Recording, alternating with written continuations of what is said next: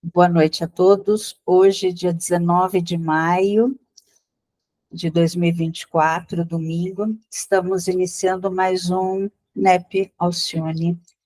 Então, a todos que se juntam a nós, a todos que se juntam a nós em espíritos, ao que assistirão em ocasião oportuna, a nossa gratidão por estarmos aqui. É com alegria que nos reunimos em estudo nas palavras de Paulo. E hoje, os nossos pensamentos em Paulo, ele que volta seus pensamentos aos Coríntios, né? É o primeiro a primeira carta aos Coríntios, capítulo 5, versículo 3.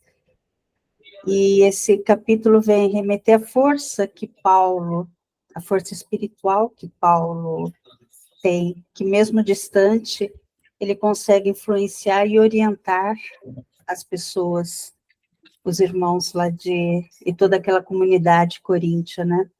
Então, nós vamos agora fazer uma leitura de harmonização e depois a gente começa com a prece. A nossa leitura de harmonização eu vou compartilhar com vocês.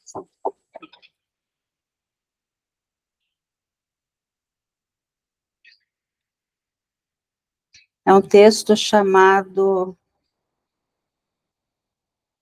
Vocês estão vendo bem, né?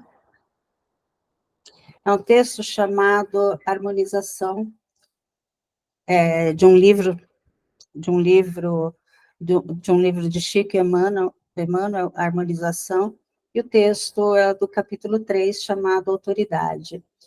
E nesse texto, Emmanuel, que a gente vai ler, Emmanuel, ele vem fazer uma reflexão sobre autoridade, essa autoridade espiritual, né, que não se limita apenas a cargos e posições.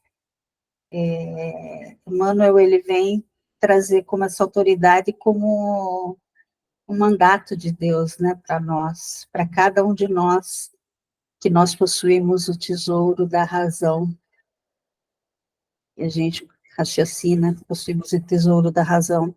Então, Emmanuel, ele vem nos lembrar dessa verdadeira autoridade que se expressa no cuidado, na orientação, na paciência, e que são princípios que Paulo vai trazer neste versículo, né?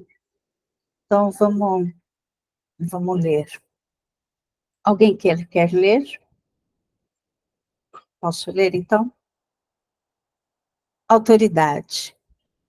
Autoridade não é patrimônio exclusivo dos administradores, dos legisladores, dos juízes ou dos sacerdotes do mundo, como poderá parecer aos menos avisados de entendimento.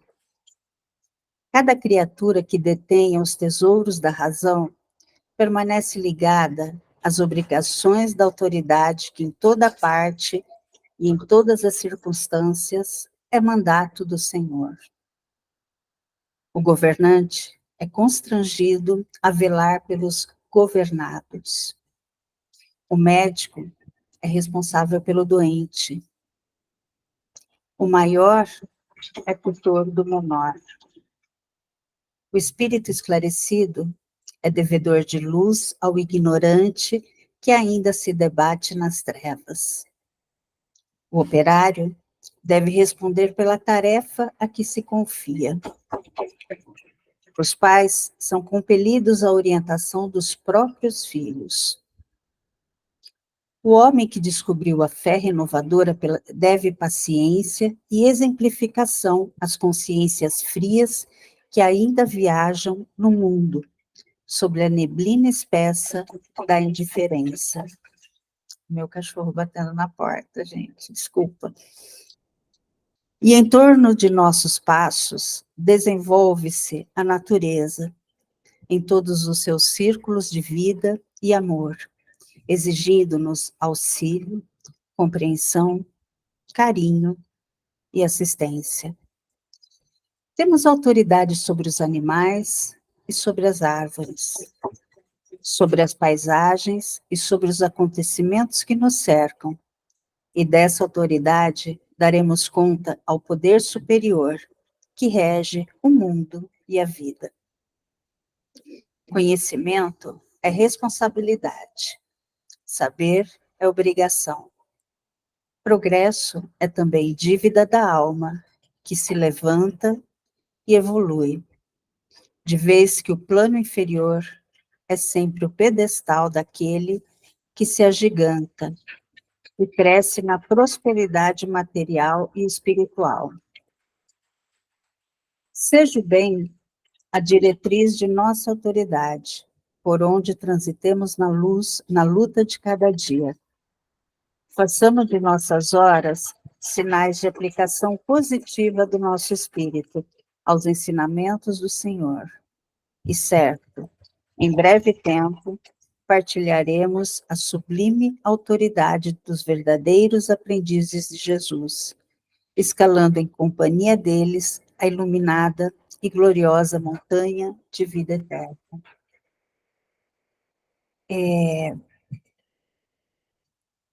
Então, a gente reflete, né, depois desse texto, sobre como que a gente pode aplicar esses princípios, né, na nossa vida, e principalmente com os nossos irmãos, né, e guiado sempre pelo amor de Jesus. Então, agora, eu convido a todos para a gente fazer uma prece, uma, vamos serenando nossos corações, elevando nossas maiores vibrações e nos unindo em prece, unindo nossos corações e espíritos, as nossas melhores vibrações, em favor de todos aqueles que neste momento estão enfrentando adversidades, estão enfrentando dor, inseguranças, causadas não somente pelas enchentes, mas por também outras provas e expiações. Rogamos a sua misericórdia, Jesus, que a gente possa, com esse bendito estudo, sentir o calor de Deus a nos envolver, nos iluminar, que os ensinamentos da tua palavra, da palavra de Paulo, possa envolver todos os nossos corações, os nossos familiares, que a tua luz reconforte cada coração que esteja necessitando. Pedimos ainda, ó Pai, que nos inspire cada vez mais a praticar a solidariedade, a fraternidade, a escuta, o estar junto, mesmo que em espírito, de todos os nossos irmãos, principalmente aqueles que estão em necessidade. Pedimos permissão para abrir o nosso estudo e que os nossos mentores, os mentores do grupo, possam inspirar a cada um de nós. Que assim seja, graças a Deus.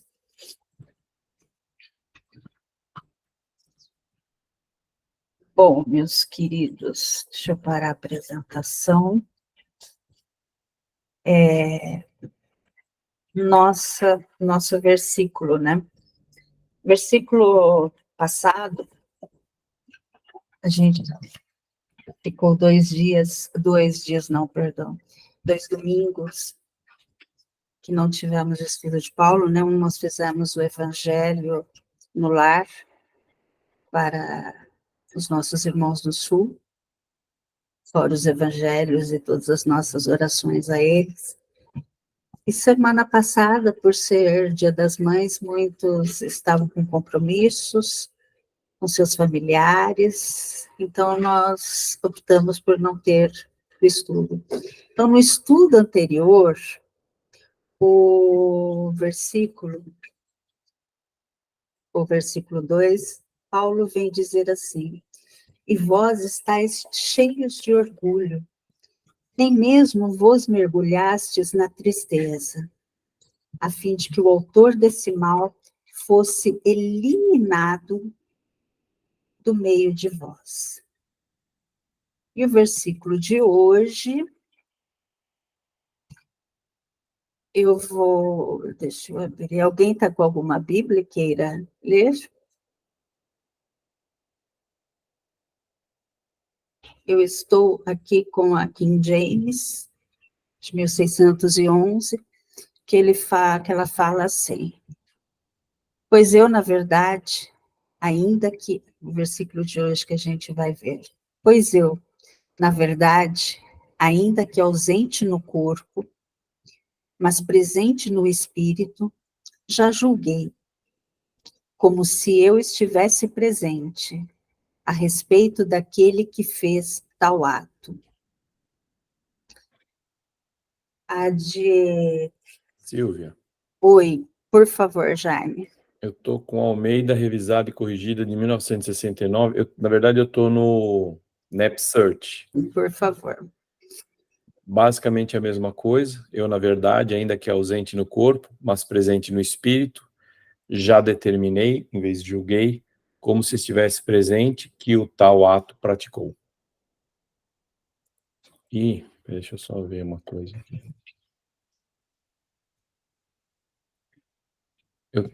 Quando você clica no NapSearch na frase, ele te dá várias versões. Deixa eu ver se tem Sim. alguma bastante. Aqui tem uma que parece diferente. LTT, Bíblia Literal do Texto Tradicional. Porque eu, em verdade, ainda que estando presente no corpo, mas estando presente no espírito, já tenho julgado, espaço determinado, como se estando eu presente, que aquele varão, assim havendo perpetrado isso. E a Bíblia de... Você leu a de Jerusalém? Não, não li.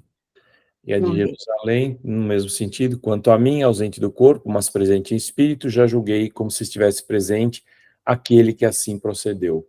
São Sim. as mais destoantes, se a gente pode dizer assim, né? Sim. Alguns também, eu separei também, deixa eu abrir.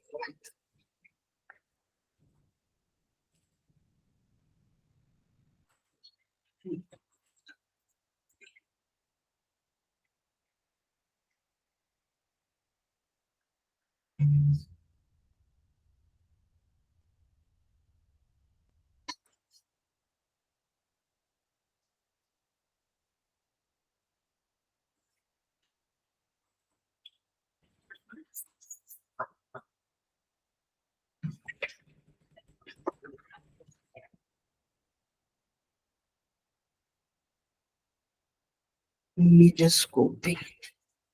Eu estava apenas falando, tem a Almeida Revista e Atualizada interlinear, né? Que tem as palavras em grego. Então, ele fala em sentença, fala, acho que a diferença, e infâmia. Está falando em infâmia também. Alguém quer trazer algo? Posso dar o pontapé inicial. Esse estudo, né, esse versículo de Paulo, ele entra num contexto em que ele vem mostrar para a gente como a autoridade e a justiça são exercidas, né, estavam sendo exercidas dentro daquela comunidade e tanta de outras comunidades, né, que... Boa noite, Mari, minha querida, tudo bem? Boa noite, tudo bem? Então, a gente sabe, né, que Corinto é uma cidade conhecida por sua riqueza, por sua diversidade cultural, né? Mas também por sua moralidade, né? E essa comunidade, ela estava imersa num caldeirão de luxúria. Cortou para vocês ou não? Em muita luxúria, muitos desafios e muitas crenças também, né? E aqueles irmãos de Corinto, em todo aquele meio de luxúria, de desafios diversos, eles se esforçavam para viver o evangelho, né? Para viver aquele evangelho naquele ambiente totalmente hostil, né? De tantas provocações. E a gente vê no coração desse versículo, né, que Paulo, ele fala que mesmo ausente fisicamente, ele julga aquele caso, ele vem julgar aquele caso de imoralidade, né? Como se ele estivesse presente.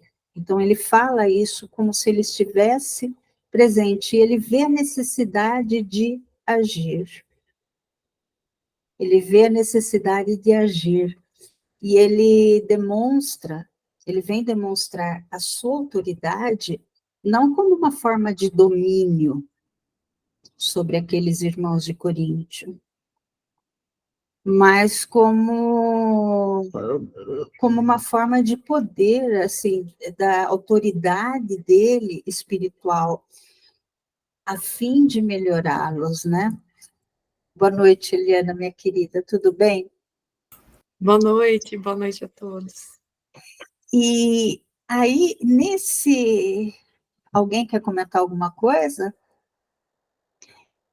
Então, nesse panorama todo, a gente vê que Paulo, né? Vamos olhar para o julgamento, né? Vamos dar uma olhada para o julgamento. Então, já que ninguém falou, eu vou direcionar um pouco para o julgamento. Como que a gente pode trazer os ensinamentos de Jesus, de Kardec, sobre a disciplina, sobre a correção, sobre a orientação e o julgamento também, né? E a imoralidade naquela época era uma maneira de falar de todos os padrões e desvios sexuais, né? E no grego, essa imoralidade quer dizer porneia, e ela tem relação com adultério, com algumas práticas sexuais, relações com parentes próximos, também com idolatria. E aí, esse capítulo, ele é dirigido não para aquela pessoa, aquele homem que que praticou o erro. Esse capítulo todo, e a gente começa a ter uma noção agora, mais ou menos, ele vem sendo dirigido para a comunidade, para aquela comunidade de Corinto que não fez nada ao ver aquele caso, e eles continuavam a agir na arrogância deles, porque a gente vê Paulo falando no começo do versículo que ele já havia julgado, que ele já havia sentenciado, né, aquele homem. Então, esse capítulo é destinado àquela comunidade que viu o erro e não fez nada, né? E a gente começa a olhar para esse versículo quando o Paulo, ele já começa agora, ele traz no versículo anterior, que a gente estudou, ele fala ele vem falando da comunidade, vocês estão, então ele já abre esse versículo puxando para ele, quanto a mim. Quanto a mim. E aí eu coloquei, eu não sei se vocês viram uma daquelas lâminas, se vocês leram, deixa eu diminuir aqui, de um teólogo, né, de um estudioso, de um estudioso. Vou compartilhar aqui para que então aqui é o que o teólogo está falando, né, o Gordon Fee. Paulo começa observando que, embora não esteja fisicamente presente, ele está presente em espírito. Com base no óbvio contraste entre corpo e espírito, isso poderia ser semelhante ao nosso uso desse idioma, onde queremos dizer algo como você está em meus pensamentos.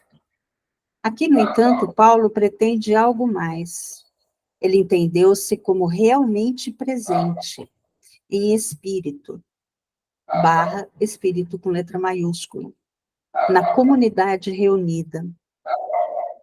Deve significar como ele realmente presente, que ele fala, né? Ou seja, ele não está permitindo que, porque não está fisicamente presente, não esteja verdadeiramente presente, e, portanto, ele deve agir como se estivesse. Em vez disso, ele está enfatizando o fato de que ele está realmente presente em espírito, e é por isso que ele pode agir como age, que é julgando esse caso, né? Então, quando Paulo, ele... Tudo bom, Caio, querido? Então, Paulo, quando ele vem, que esse teólogo fala, né, que Paulo, ele queria dizer que ele se faz presente, ele se fez presente naquela comunidade, mesmo não estando de corpo, né, ele está em espírito. E isso, a gente, ao invés disso, né, ele enfatiza o fato de que ele pode agir por conta da autoridade dele, né? E que a gente vê, quando Paulo, ele vem falar, às vezes, em espírito, tem hora que ele fala, qual que é a compreensão de espírito para Paulo, né? O Paulo, nas suas cartas, ele vem falar em receber o Espírito, ter Espírito, estar unido ao Espírito. Então, aqui, nesse contexto, estou presente em Espírito é como se ele estivesse fisicamente, era o Espírito dele, né? Então, vocês entenderam essa parte? Não era ele estar presente em espírito. E Paulo, ele tem essa certeza tão grande que ele fica furioso e ele se vê no direito de agir, de julgar aquele caso. Como ele via, como no grego, tá? Como infâmia. E a gente sabe, né? A gente tem erros que são suportáveis e tem erros que são mais graves que os outros, mais odiosos que os outros, né? E esse erro estava exposto. A sociedade, todo aquele, não só as pessoas da comunidade, depois, nos capítulos seguintes, a gente vai ver que esse caso está exposto. Todos sabiam que estava acontecendo e não faziam nada. Então, essa é o grande X desse versículo e do capítulo que a gente vai ver. Jaime, meu querido. Acho que isso traz para a reflexão da gente saber que, primeiro, o mal se instala na nossa omissão. O bem é uma virtude que precisa de ação.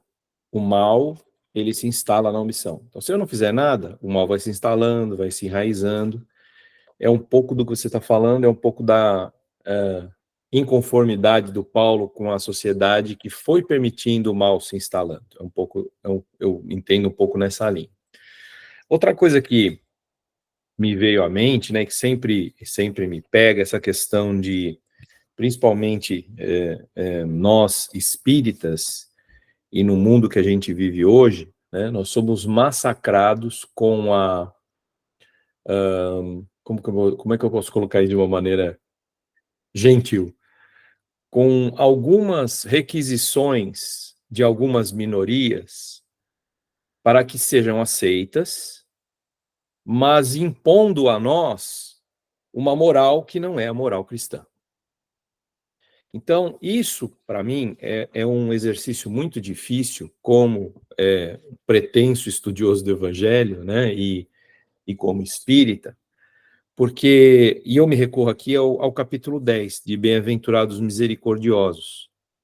Se você olhar pelos títulos, né, da misericórdia, então, os temas que Kardec seleciona é: perdoai para que Deus vos perdoe, reconciliação com os inimigos, o sacrifício mais agradável a Deus, o argueiro e a trave no olho. Ou seja, eu estou costumeiramente olhando o defeito dos outros, mas não olho o meu, mas vamos seguir. Aquele que estiver sem pecado, atire a primeira pedra, instruções dos Espíritos, perdão das ofensas, indulgência, é lícito repreender a outrem, notar as imperfeições ou divulgar o mal alheio. Então, assim, se a gente simplesmente parar no que está escrito, fica difícil entender essa postura do Paulo, porque poderia dizer que ele não está sendo misericordioso, que ele não está aceitando o outro como ele é. Mas, se você analisar com detalhe, principalmente no último item, né, quando é lícito repreender a outrem, notar as imperfeições ou divulgar o mal alheio, a recomendação é que tudo vai depender da intenção, basicamente, né? E que se você tiver que fazer alguma coisa, que você faça de forma amorosa. E mais, se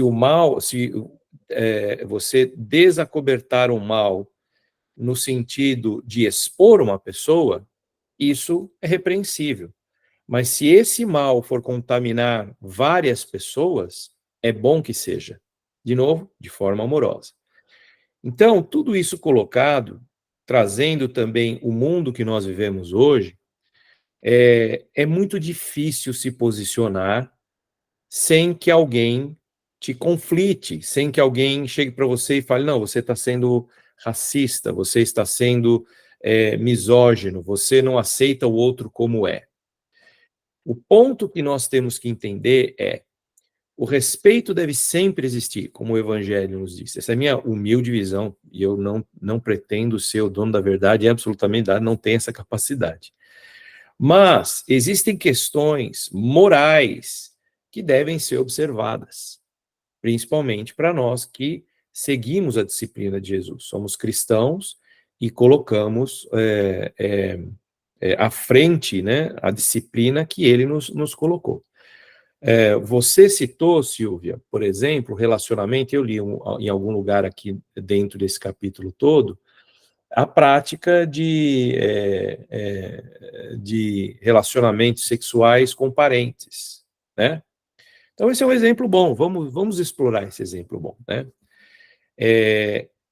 Todos nós aqui podemos ter a visão e o entendimento que isso não é algo recomendável, que isso não é algo aconselhável, por questões biológicas, né? Porque quando você se reproduz com um genoma próximo ao seu, a tendência de você replicar doenças genéticas é enorme. Então, por isso já não valeria a pena você insistir na defesa dessa prática. O próprio Espiritismo, acho que no Livro dos Espíritos, ele toca em algumas questões assim, na questão de você, quando você tem essa perspectiva de ampliar a humanidade, que você faça de uma maneira saudável. E outras questões morais, né? O amor que se sente por um irmão não deve ser misturado ou entendido erroneamente por um prazer sexual. Os gregos antigos, eles já dividiam o amor em 3 categorias: eros, filia e ágape. Então, talvez seja uma interpretação errônea do amor filia, transvestido pelo amor eros, ou por algum desvio, alguma questão assim. Bom, dito isso, eu concluo para mim que é errado que alguém tenha relações sexuais com um parente. Não significa que eu vou julgar e não vou colocar os meus olhos no modo de compaixão para essa pessoa, certo? Essa é a atitude, imagino, que o Evangelho nos coloca. Mas o fato de eu ter um olhar compassivo não significa que eu coadune com essa questão. Então, essa é a dificuldade que eu entendo hoje em dia, de se posicionar sem ser criticado, sem ser julgado, sem ser massacrado, se você falar alguma coisa que você entende que seja moralmente inadequado sobre a ótica cristã. Você não julga o pecador, você ama o pecador, mas você rejeita o pecado. Então é muito difícil se posicionar, mas sempre foi. O cristão sempre sofreu em toda a história, né? O cristão foi massacrado, foi queimado, foi torturado, foi morto pelas crenças dele.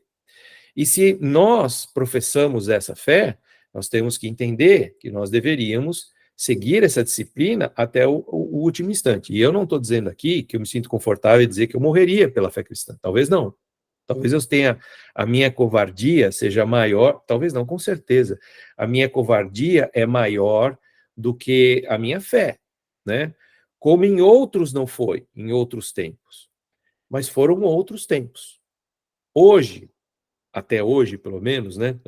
Ninguém mais vai à fogueira, a maioria, ainda existem casos muito deploráveis, né, de morte de cristão, mas ninguém vai à fogueira no sentido de expressar a sua contribuição na questão de perseguir a moral cristã. Mas a gente pode ser banido, a gente pode ser até preso, e questões assim.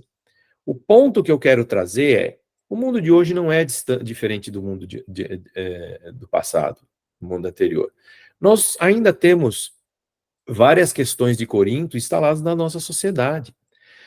Eu vejo movimentos de pessoas movimentando, principalmente na questão sexual, a liberdade a pedófilos, a liberdade a essas relações de zoofilia, a essa liberdade, por exemplo, de pai ter relações com filhas. Eu continuo achando errado. Eu continuo seguindo a moral cristã, da forma como eu entendo, e vou continuar me manifestando errado com isso, independente do que as pessoas achem, porque é a minha convicção íntima. Eu devo satisfação a mim e a Deus, não à sociedade. Então, quando Paulo traz essa questão e fala, olha, já julguei, né? A gente pode falar, nossa, Paulo julgando. Mas veja, é o que você falou, Silvio, ele tem autoridade moral. Ele está num patamar onde ele consegue perceber que esse caminho está errado. E ele serve como farol, como guia, como alerta para uma sociedade inteira permissiva que deixa aos poucos o mal se enraizar. E depois de enraizado, é muito difícil de remover.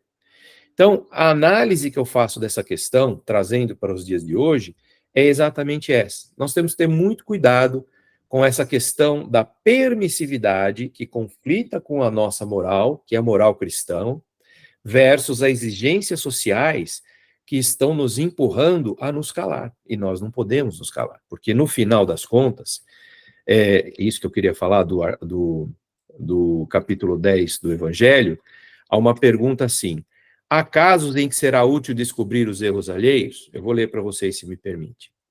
Esta pergunta é muito delicada, e de fato, e dá ensejo que se recorra à caridade bem compreendida, algo que nós ainda não conseguimos, mas vamos tentar seguir. Se as imperfeições de alguém só a ele próprio prejudicam, jamais há utilidade em divulgá-las. Mas se podem prejudicar os outros, melhor será preferir o interesse de maior número ao de um só.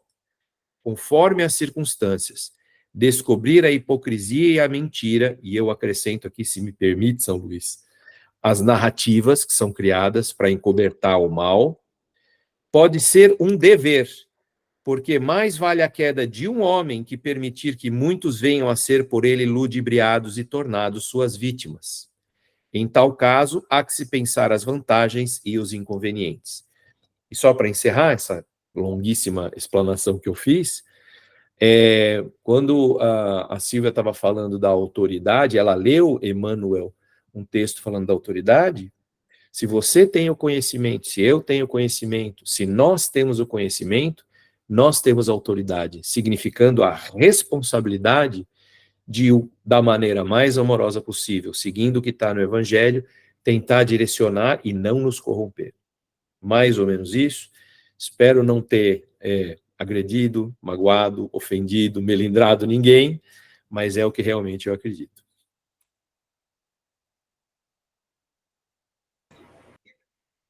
Mais alguém quer fazer alguma colocação? Meus queridos, Jaime, Mari, minha querida. Boa noite, eu estou um pouco ausente, um pouco em silêncio. Eu nem quero mostrar meu rosto também, porque eu também estou estudando. Vou dar aula amanhã e aí eu tenho que me preparar com as minhas aulas. Eu estou lendo, imagine quem, Val. E aí a sociedade na modernidade líquida. Eu, fazendo uma análise da fala do Jaime, eu concordo com você, Jaime. Eu acho que o que está faltando, talvez, para nós, espírita, é fazer o que o Paulo orienta, confiar mais no nosso eu espiritual. Porque como a gente está muito ainda preso ao eu social, ao eu individual, a gente acaba, sem querer, se milidrando diante de tantas cobranças que nos colocam enquanto ser humano e enquanto espírita. Porque parece que hoje, mais do que nunca, estamos sendo cobrados e, ao mesmo tempo, analisados a partir de um viés político. Eu falo como cientista social. Eu estive semana passada em outro estado e desde a hora que eu entrei no carro, que a pessoa foi me pegar, me deu uma carona, ela foi criticando o espiritismo até chegar no AP dela. E aí eu olhei assim para ela e falei assim, eu sou espírita, mas eu não me enquadro nesse perfil que você está colocando os espíritas. E aí eu falei assim, é muito bom quando a gente olha para dentro da gente, quando a gente se pergunta o porquê de tanta crítica, o porquê de tanta agressão ao outro, quando a gente não se coloca na condição do outro. E aí quando Paulo chama a atenção da gente que ele não precisa estar presente presente de corpo físico, mas ele estava presente espiritualmente. E a gente sente quando a espiritualidade está conosco, quando nós estamos com o outro. É sintonia, é mente, é vibração. E não tem como. E só consegue sentir isso se você deixar de lado o julgamento do outro. Não é que dane-se o outro, não é isso. Mas por que que ele está me cobrando tanto? Por que que ocorre tanto essa cobrança para comigo, essa perfeição, entre aspas, que nós não somos. Nós estamos, eu penso assim, nós estamos buscando a nossa melhoria. E hoje, talvez até de forma individualista, sim. Mas, ao mesmo tempo, coletivamente, quando a gente se predispõe a estar aqui. E que não é fácil ser espírita, principalmente hoje. Hoje eu me vejo, eu mesmo me analisando. Meu Deus, eu estava numa reunião hoje de manhã na Federativa Eu estava com raiva de uma pessoa. E eu falei, como que eu posso estar com esse sentimento aqui, falando de bem, falando de não sei o quê, falando de não sei o quê, e eu aqui, me sentindo toda melindrada. Mas somos assim. A gente não consegue ainda ter a capacidade de estar no ambiente bem com todo mundo, porque nós somos melindrosos, nós confiamos pouco na espiritualidade, a nossa conexão ela é muito rápida. E Paulo, ele fez todo um refinamento moral para que ele chegasse ao nível que ele chegou. Mas nós nos damos essa oportunidade para fazermos isso? Ou nós não temos tempo para fazer isso? Porque nossa vida é tão corrida que a gente mal consegue degustar um café da manhã, sentir o sabor do café, sentir o cheiro, o aroma do café. Não, a gente vai engolindo tudo. A gente acorda, não consegue, às vezes, até agradecer pela noite mal vivida, mal dormida ou não, por a gente ter uma cama, um cobertor. Porque quando a gente vê o que está acontecendo afora, a gente começa a se perguntar: meu Deus, eu estou bem e ainda não me dei conta e continuo me lamentando de tudo. Então, eu acredito que talvez falte para nós um pouco mais de confiança em nós e no ser superior, que ele está ali todo o tempo, nos mostrando, pontuando, e não se cansa de nós. E embora a gente veja uma sociedade aparentemente, ou não, né, destruída, egóica, vazia, líquida, mas tem muitos corações que estão fazendo a diferença. Eu acho que é nesses corações que a gente precisa se ancorar e confiar que realmente o Brasil é o coração do mundo e a pátria do Evangelho, porque nos surpreende cada dia o que está acontecendo conosco em especial. E principalmente quando a gente percebe que a preocupação não é só com o humano, a preocupação são com todos os seres vivos. Quando a gente vê os animaizinhos sendo também cuidado, sendo salvos. E para quem gosta de animal como eu, como muitos daí, que eu ainda me aplico mais ainda às plantas, às flores e não sei mais o que, dói na gente, né? Saber que está sendo destruído assim, mas o que que a água, o que que o mar, o que que essa tempestade toda trouxe para a gente? Ela traz algo que ou a gente não quer enxergar, ou a gente é mais fácil julgar. Ah, eles merecem. Ah, não sei o que. E daí, gente? E nós? Aí eu lembro, né, que nós temos o quê? Os nossos telhados são de vidro. Se chegou lá, está chegando perto. Eu falo para os meus alunos. E nós? Aqui em Macapá, no Amapá, a gente é uma ilha. Não tem para onde ir. Não tem edifício aqui, não, gente. O maior edifício, acho que não chega a 15 andar. E aí? Então, assim, eu fiquei pensando na sua fala, Jaime, e eu me vi, eu me senti da forma como você colocou, em momento algum agredida, ao contrário, bem mais reflexiva. Porque quando a Silvia falava, eu me perguntava quão pequena é a minha fé, que mesmo se comunicando com os espíritos nas reuniões mediúnicas ou numa oração, eu ainda fico descrente daquilo que a gente recebe. Era só uma colaboração. Obrigada.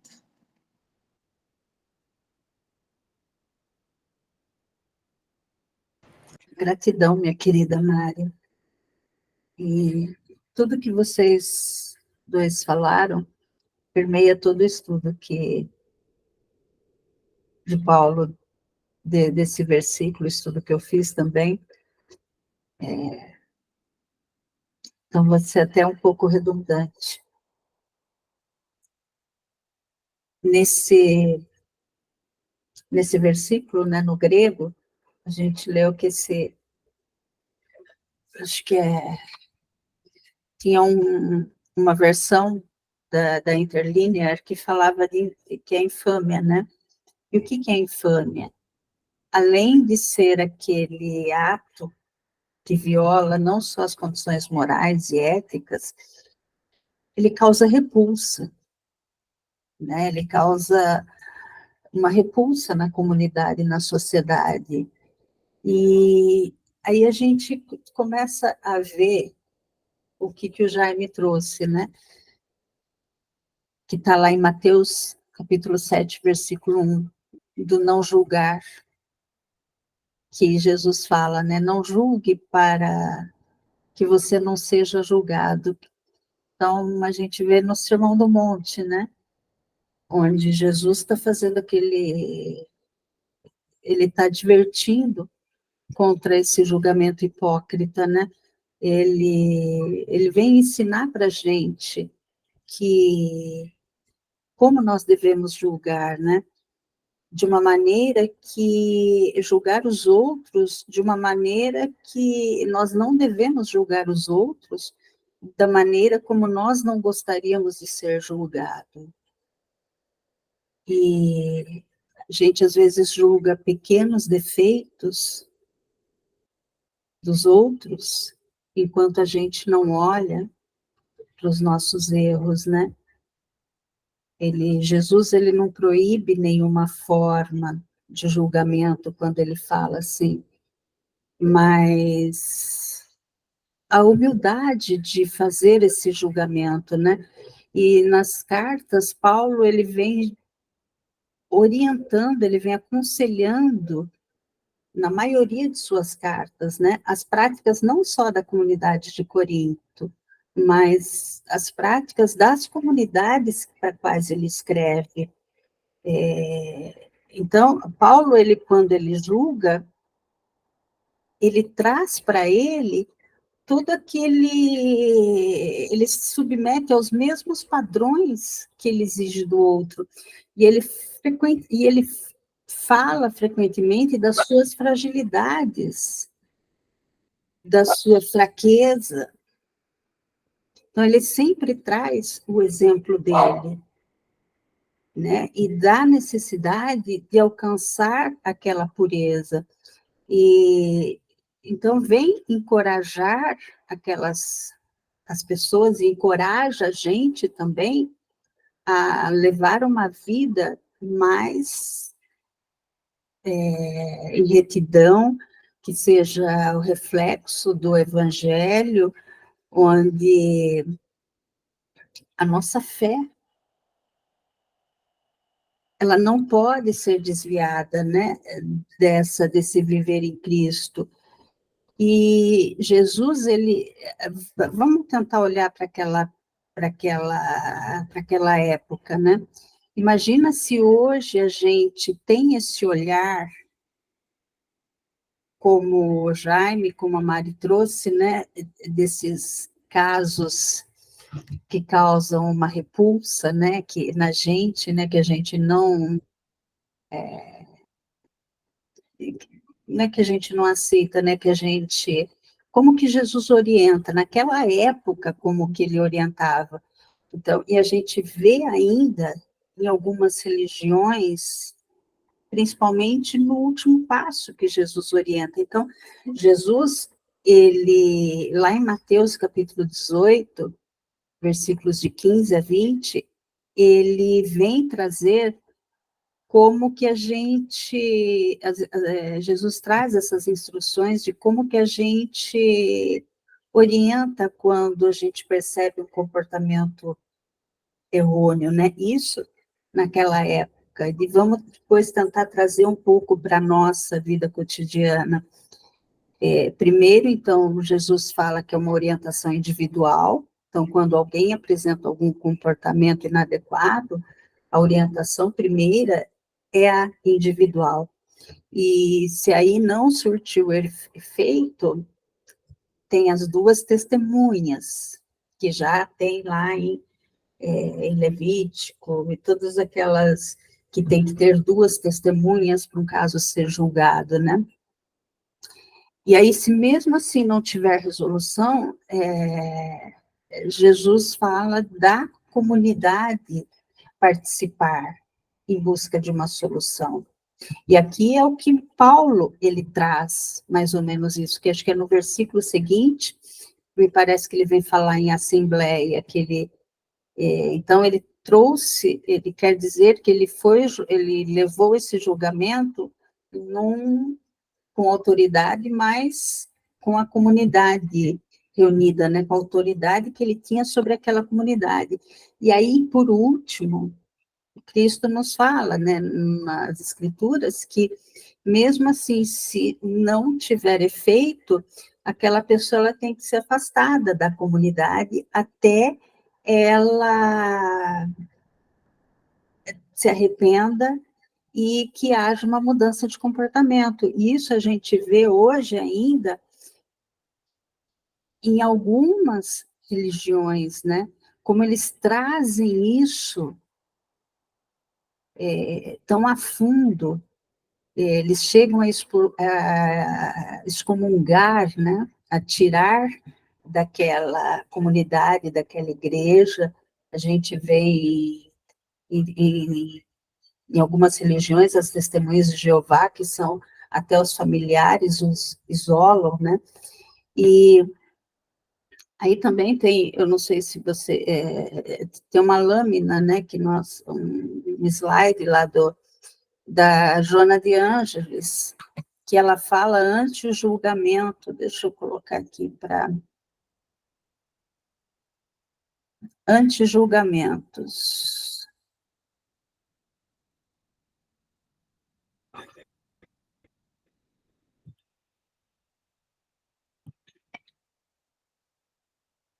Que Joana de Ângeles, ela aborda essa questão, né, mesmo anti-julgamentos, está no capítulo 35, de diretrizes para o êxito, né? Então, Joana, ela vem nos trazer que essa questão, ela fala, mesmo esses que são investidos de autoridade para os julgamentos legais, nunca devem olvidar que o seu é um compromisso com a verdade e a justiça, não permitindo corromper pelos interesses imediatistas nos jogos políticos, financeiros, sexuais e tanto outros que felicitam o espírito, comprometendo gravemente. Então, a Joana, ela vem trazer também essa forma do julgamento moral e a dificuldade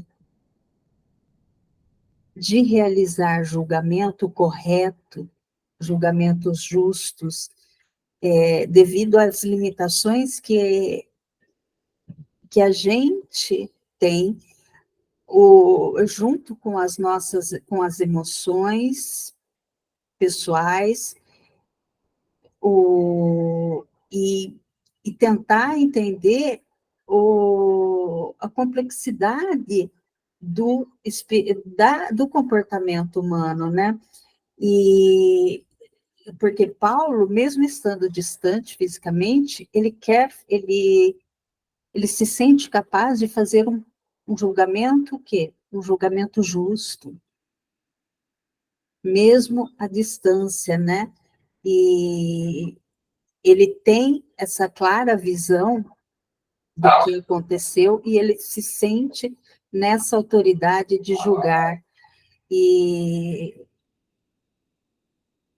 a Joana, ainda nesse trecho, ela vem falar que a sociedade, como que a gente vem julgar um infrator? Como que a gente deve reeducar uma pessoa que comete erros graves também de de infâmia, né, que causam um desconforto, uma repulsa na gente, né? Como que a gente deve julgar esses casos? Se a gente traz para o nosso cotidiano, que a gente, num cotidiano espírita, que a gente compreende a educação, compreende as falhas. Então, independente das falhas, todos nós, todos merecem uma chance de se redimir, uma chance de se melhorar e,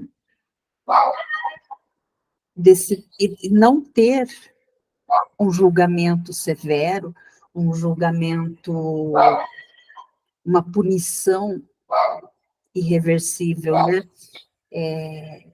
A gente entende o erro como uma oportunidade para o aprendizado.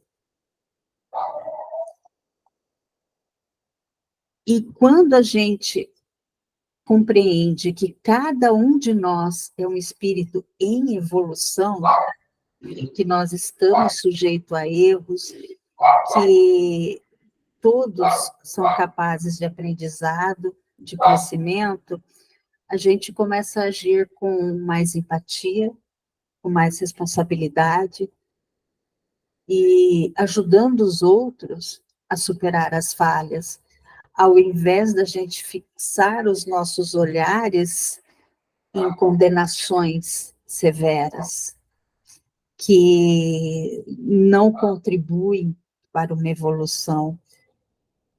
E isso tudo acaba se alinhando com essa visão que a gente tem de que todos nós somos irmãos, e que nossa evolução não é individual, ela é coletiva. Ela é coletiva. E quando Paulo identifica esse comportamento como... Deixa eu interromper aqui. Quando Paulo, ele percebe que esse comportamento não é o adequado, né? Ele se sente capaz de julgar para um bem coletivo, para que aquilo não cause mais danos.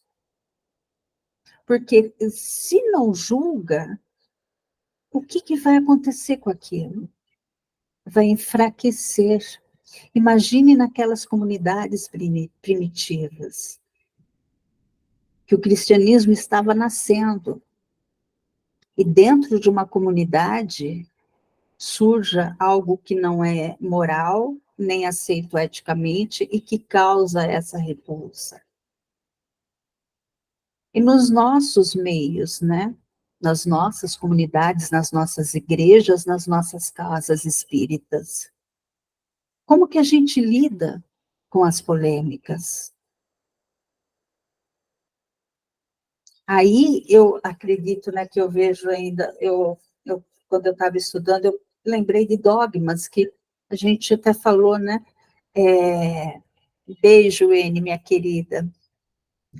Os dogmas, né? Foram criados, então, dogmas a partir das crenças, para tentar fazer como que aquelas comunidades fossem mais, como posso dizer, tivessem uma certa ordem, né? E aí a gente olha, né? Os dogmas, eles são autoritários, são inquestionáveis, são imutáveis e geralmente foi ditado por quem? Por uma autoridade religiosa, para que fosse mantida a fé. se a gente olhar, como que aquela sociedade que estava em volta estava observando tudo aquilo? Porque a gente vai entender que esse caso se tornou público, né? E aí também o Jaime ele falou de iluminar, né? O Cristo, Jesus, ele também ele vem falar sobre o sal da terra e a luz do mundo. Que isso, de certa forma, ele vem falar num momento que os discípulos, né? Ele vem trazer que os discípulos são como o sal da terra e a luz do mundo. Então, essas polêmicas internas que acontecem em volta de doutrinas, de práticas, e que estavam acontecendo ali, causam as divisões, causam confusões, causam escândalos. E Cristo ele vem nos lembrar que os discípulos e nós, seguidores também, somos o sal da terra e a luz. E aí a gente pensa assim, o sal. O sal, na época de Cristo, era um conservante, na época do Cristo, era conservante, né? E servia para evitar a decomposição, além de realçar, de equilibrar o papel, não só de Paulo ali, mas de todos aqueles que estavam ali naquela comunidade, era de preservar aquela comunidade, né? Preservar o evangelho. E os discípulos e mesmo os que estavam à frente das comunidades, eles também seriam a luz do mundo que iluminavam e guiavam. Então Jesus ele usa isso também, né, para mostrar que um preserva, o outro equilibra e o outro ilumina também. E Paulo, quando ele quis preservar essa comunidade do erro, quando ele quer mostrar o erro, no meio de tantas polêmicas, é para encorajar a olhar para o erro e agir de forma equilibrada, de forma a preservar aquela fé, de forma a iluminar o caminho daqueles cristãos, e agir nem com severidade, beijo, Eliana, e nem com imprudência, que é necessário o quê? Equilíbrio nos nossos julgamentos.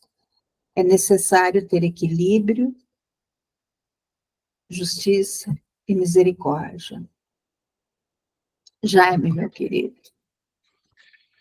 Rapidamente, né? Paulo estava no caminho certo, né? Quando ele exerce a autoridade e julga amorosamente, ele não está julgando para punir, ele está julgando didaticamente para alertar que o caminho está errado e que o caminho precisa ser corrigido.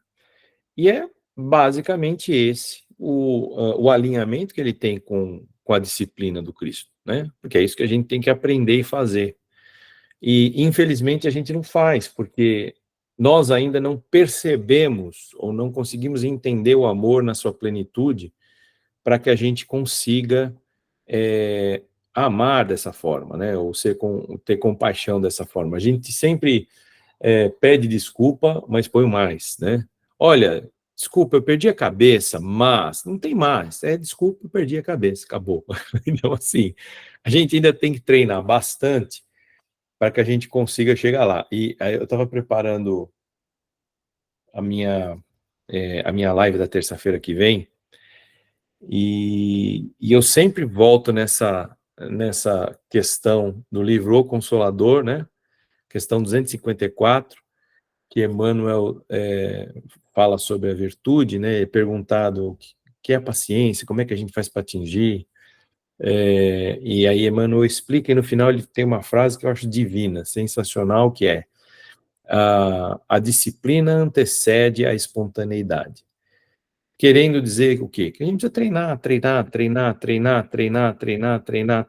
até que um dia você nem perceba mais. Ele saia do canal da razão e entre no canal da espontaneidade. Aí a gente aprendeu com o Paulo. Ele não estava falando isso julgando, pensando, esses caras estão tudo errado e não sei o que. Quer dizer, imagino, né? Imagino que não seja por aí. Mas, perdão. Mas ele estava usando outra veia. Ele estava usando o sentimento do amor.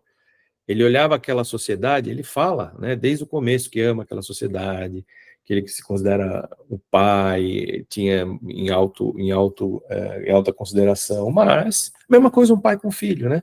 Você pode olhar o seu filho fazendo uma besteira e julgar e falar, não, sai daqui, some daqui. Não é o papel do pai.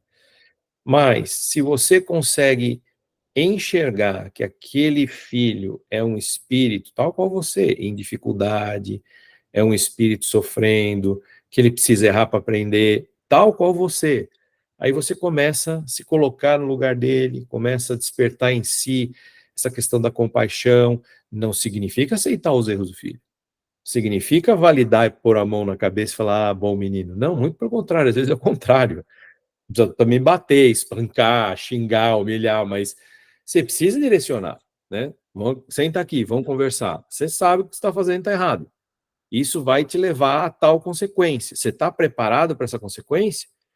E se o filho puxou, se no meu caso puxou o pai e é cabeçudo, vai fazer, vai errar.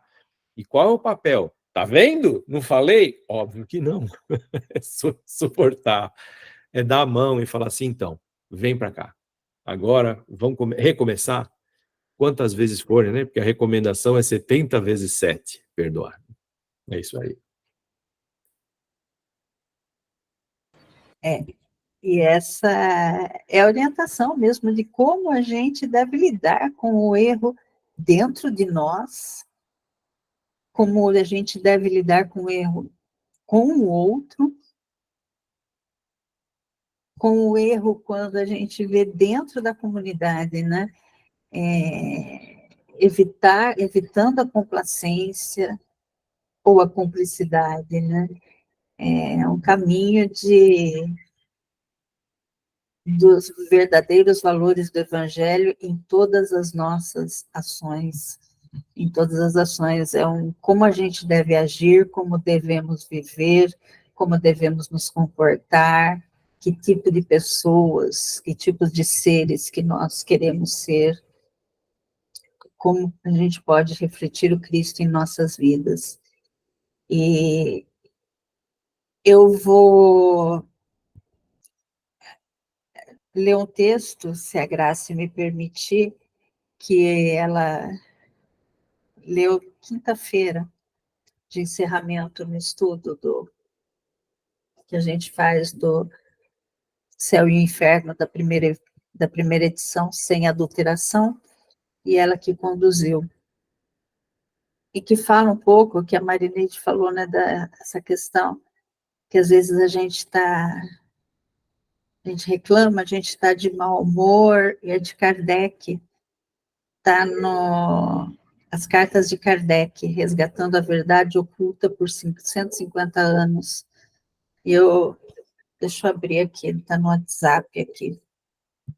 E ela passou, é uma leitura belíssima, assim, de uma carta de Kardec. Estou hoje num estado detestável. A que isso se deve? Ignoro. Contrariado o dia todo e, por conseguinte, de mau humor. Se é minha falta, dai-me, eu vos peço, a força de apartar a causa. Se é uma má influência, dai-me a força para repelir. Se é uma prova, que ela sirva a minha humildade. Se é para instrução, dai-me a luz necessária para descobri-la. Eu não tenho espírito livre. Estou confuso, descontente, cheio de ansiedade. Em nome de Deus Todo-Poderoso, Espírito de verdade, eu te peço para restaurar a minha calma e me inspirar as melhores resoluções a tomar. Faz com que durante meu sono eu venha a me retemperar e a me fortalecer entre os bons espíritos e restabelecer ao meu despertar uma intuição saudável, da mão de Allan Kardec. Então, que a gente possa... Alguém quer fazer a prece inicial, ou pode ser essa, porque eu acho que achei bárbaro isso quando eu ouvi Gracileno, que a gente possa, durante a cada noite de sono, que a gente possa retemperar os nossos julgamentos, as nossas ações, e a cada acordar que a gente possa fortalecer ainda mais a nossa fé, o nosso amor, e quando tiver que julgar, que tenha uma intuição saudável, para que o julgamento seja justo, seja certo, e que a gente possa ter uma iluminada noite, uma boa noite de descanso, que a gente tenha uma ótima semana em paz, em segurança, que todos os nossos irmãos também possam ter uma noite reparadora. Graças a Deus.